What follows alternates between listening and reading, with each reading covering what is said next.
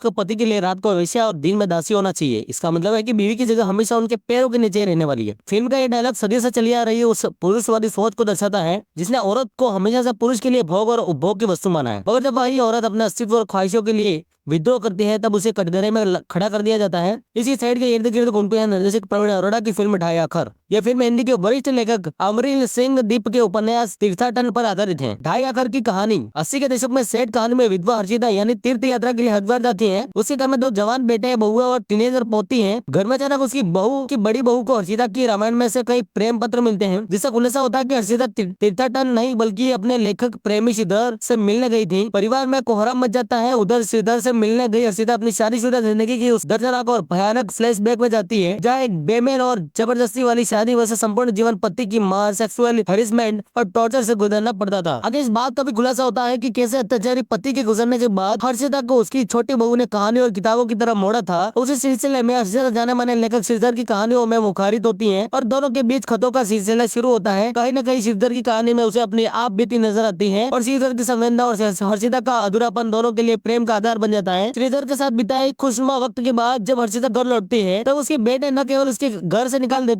देने की साजिश करते हैं बल्कि उसके साथ हिंसा पर भी उतारू हो जाते हैं। जिंदगी में पति की मार और प्रताड़ना सहने वाली हर्षिता क्या बेटों की मार और अपमान सहेगी या अपने लिए स्टैंड लेगी, इसका पता आपको फिल्म देखने के बाद में ही पता चलेगा दोस्तों।